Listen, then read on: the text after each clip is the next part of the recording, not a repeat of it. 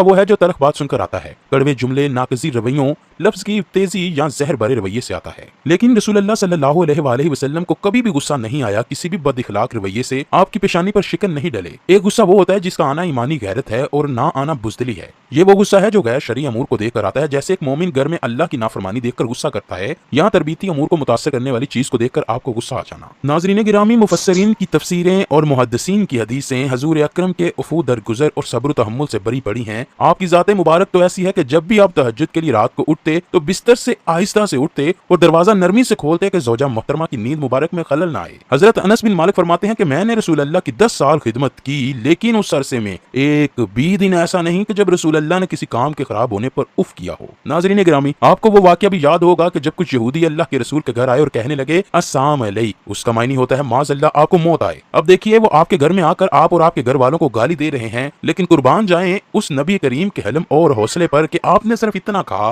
वालेकुम। उम्मुल मोमिनीन हजरत आयशा घर में थी, उन्होंने यहूदियों के कलमात सुने तो गुस्से से भड़क उठी। आप अल्लाह के रसूल के खिलाफ ये बात बर्दाश्त न कर सकी, उनको जवाब देने लगी, लेकिन अल्लाह के रसूल ने फरमाया आयशा रुक जाओ, उनको बुरा भला न कहो। कहने लगी कि अल्लाह के रसूल देखे तो सही वो आपको क्या कह रहे हैं। अगर आज का कोई हाकम होता तो उन पर हर्जा सराई करने वालों को कत्ल करवा के निशाने इबरत बना देता, मगर वहाँ पर रद्द अमल सिर्फ वालेकुम यानी तुम पर भी था। अल्लाह के रसूल में कितना हिलम, हौसला और गुस्से पर काबू पाने के खसाइस थे। इसका अंदाजा हम मदज्जा झैल वाक़े से लगाते हैं कि ज़ैद बिन साना एक बहुत बड़ा यहूदी आलिम था। उसने रसूल अल्लाह की मज़कूरा सिफात को पढ़ रखा था। वो मुख्तलिफ बहानों से आपकी मजलिस में आता और मज़कूरा सिफात को आपकी ज़ात गिरामी में देखने के लिए बेताब रहता। थोड़े ही दिन गुजरे थे कि उसे ये मौका मुयस्सर आ गया। ज़ैद के अपने अल्फाज हैं कि मैं रसूल अल्लाह की मजलिस में था कि एक इराबी आया। उसने अर्ज किया, या रसूल अल्लाह, मेरे इलाके के कुछ लोग मुसलमान हुए थे, अब उन्हें कहत और फिक्र फाका का सामना है। अगर उन्हें फौरी मदद ना मिली तो खतरा है कहीं वो इस्लाम से निकल ना जाएं, इसलिए मैं आपसे इमदाद का तालिब हूँ। उस वक्त आपके पास रकम नहीं थी। ज़ैद बिन सना कहते हैं कि मेरे जहन में एक तरकीब आई कि क्यों ना आज मैं मुसलमानों के नबी को आजमा लूं। मैंने 80 दिनार रसूल अल्लाह को एक खास मुद्दत के लिए उधार दे दिए, जो उन्होंने मेरे सामने ही उसी जरूरतमंद इराबी को दे दिए। अभी उस उधार को वापस करने में 2 दिन बाकी थे कि मैंने उनके तहम्मुल और बुर्दबारी की आजमाइश का फैसला कर लिया। एक जनाजे की अदायगी के लिए आप अपने सहाबा के साथ जन्नतुल बकी तशरीफ ले गए। जनाजे से फारिग हुए तो मैं भी वहां पहुंच गया। मैंने अपने मंसूबे के मुताबिक अचानक आपकी चादर पकड़ ली और इतना जोर से खींची कि वो आपके कंधे से उतर गई, और साथ ही नहायत किरख्त लहजे में कहा, मोहम्मद सल्लल्लाहु अलैहि वसल्लम, मेरा कर्ज वापस नहीं करोगे? तुम बनु अब्दुल मुत्तलिब के लोग कर्ज वापस करने में अच्छे नहीं हो, अदाए कर्ज में बहुत देर करते हो। मैं अच्छी तरह जानता हूँ कि लोगों से तुम्हारे मामलात की क्या हालत है।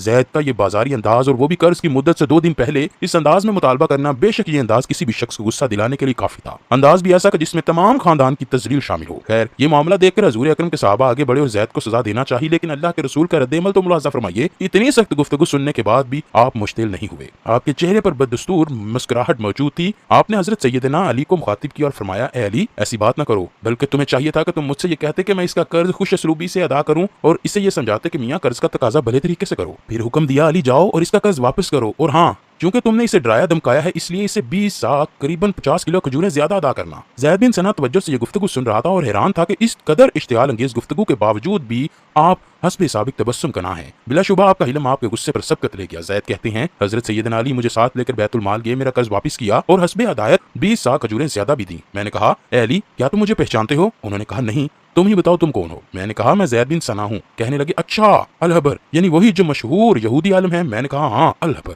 अब हजरत अली ने कहा, ये जो तुमने अल्लाह के रसूल से गुफ्तगू की और उनके साथ बद इखलाकी से पेश आए, तुम्हें इसका हरगिज कोई हक नहीं था। मैंने कहा, अली, तुम ठीक कहते हो, मगर तुम्हें मालूम नहीं कि मैं हक का मुतलाशी था। मैंने नबूवत की तमाम सिफात रसूल अल्लाह में देख ली थी। 2 सिफतें बाकी रह गई थी, जिनका ताल्लुक आपके तहम्मुल, हौसला मंदी और बुर्दबारी से था, और आज मैंने उन सिफात का भी खूब मुशाहदा कर लिया है। बिलाशुबा वो नबी आखिरुज़्ज़मा है। अली, मैं आपको गवाह बनाता हूँ कि मैं आज से सच्चे दिल से इस्लाम कबूल करता हूँ। फिर कलमा तय्यबा पढ़ा और सहाबियत के शरफ से बहरावर हुए। नाज़रीन गिरामी, हुज़ूर अकरम के सब्र, तहम्मुल और बुर्दबारी के हजारों वाक़यात से तारीखी किताबें भरी पड़ी हैं, लेकिन ऐसा कौन सा वाक़या पेश आया कि रसूल अल्लाह को भी गुस्सा आ गया? इस वाक़े को इमाम अहमद बिन हंबल ने मुस्नद अहमद में अल हदीस 6703 जिल्द 6 और सफ़ा नंबर 252 में कुछ इस तरह रिवायत किया है। हजरत अब्दुल्ला बिन उमर बयान करते हैं कि मैं और मेरा भाई मस्जिद में गए जहाँ रसूल अल्लाह तशरीफ फरमा थे, जबकि काफी सहाबी बरामदे में बैठे थे। जब हम दोनों मस्जिद के सहन में गए तो हमने लोगों को फैलाकर आगे जाने को मुनासिब न समझा और मस्जिद के ही एक कोने में बैठ गए। हमने सुना कि सहाबा ने कुरान की आयत का तज़किरा छेड़ा और उसमें उनके दरमियान इख्तिलाफ हुआ, यहाँ तक कि उनकी आवाजें बुलंद होने लगी। جب یہ آوازیں نبی مکرم نے سنی تو وہ غصے کی حالت میں باہر آئے۔ حضرت عبداللہ بن عمر بیان کرتے ہیں کہ میں اور میرے بھائی نے دیکھا کہ رسول اللہ کا چہرہ مبارک انتہائی سرخ ہو رہا تھا اور آپ ایک ہاتھ سے مٹی پھینک رہے تھے اور فرما رہے تھے لوگوں رک جاؤ، تم سے پہلی امتیں اسی وجہ سے ہلاک ہو گئی کہ انہوں نے اپنے انبیاء کے سامنے اختلاف کیا اور اپنی کتابوں کے ایک حصے کو دوسرے حصے پر مارا۔ یاد رکھو قرآن اس لیے نازل نہیں ہوا کہ تم اس کے ایک حصے سے دوسرے حصے کی تکذیب کرو، بلکہ وہ ایک دوسرے کی تصدیق کرتا ہے۔